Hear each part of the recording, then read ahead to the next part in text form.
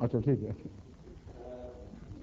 انہوں نے لکھا ہے جی کہ حضرت مرزا غلام احمد صاحب نے اپنی شروع کی کتب میں لکھا ہے کہ حضرت عیسیٰ علیہ السلام آسمان پر اٹھائے گئے تھے. بعد میں ان کا اعتقاد تھا کہ وہ فوت ہو چکے ہیں، اور یہ کہ مرزا صاحب خود مسیح موعود ہیں. اس کنٹراڈکشن کی برائے مہربانی وضاحت فرمائیں. یہ کنٹراڈکشن نہیں ہے، بلکہ دراصل یہ آپ کے تقوی اور صداقت کی نشانی ہے. ہر نبی جو پیدا ہوتا ہے وہ بچپن سے تو کوئی ٹیم بنایا نہیں کرتا کہ میں نبی بنوں گا. عام بچوں کی طرح پلتا ہے، صرف اس میں نیکی ظاہر ہوتی ہے بس، اور کچھ نہیں.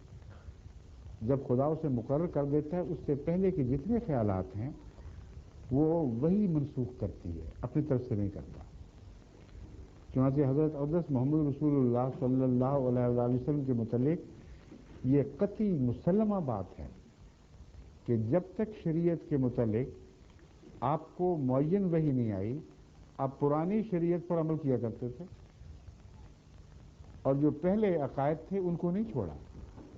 قبلہ بھی بیت المقدس کی طرف ہی رکھا، اور مگر دل میں تمنا تھی کاش یہ قبلہ بدل کے ابراہیم کے مقام کی طرف، اس کے مسلح کی طرف ہو جائے. تو یہ جو پرانے عقائد ہیں ان پر عمل رکھنا، ان کو سوچنا، قطع نظر اس کے کہ وہ صحیح ہیں کہ نہیں، یہ بھی تقویٰ کی نشانی ہے. جب تک خدا وضاحت نہ فرما دے ان باتوں سے نظر نہیں ہٹتی، نظر ان باتوں سے پھر نہیں سکتی. بس جس طرح تحویل قبلہ ہوئی تھی، اس طرح حضرت مسیح موعود علیہ السلام کا اس معاملے میں تحویل قبلہ ہوا ہے.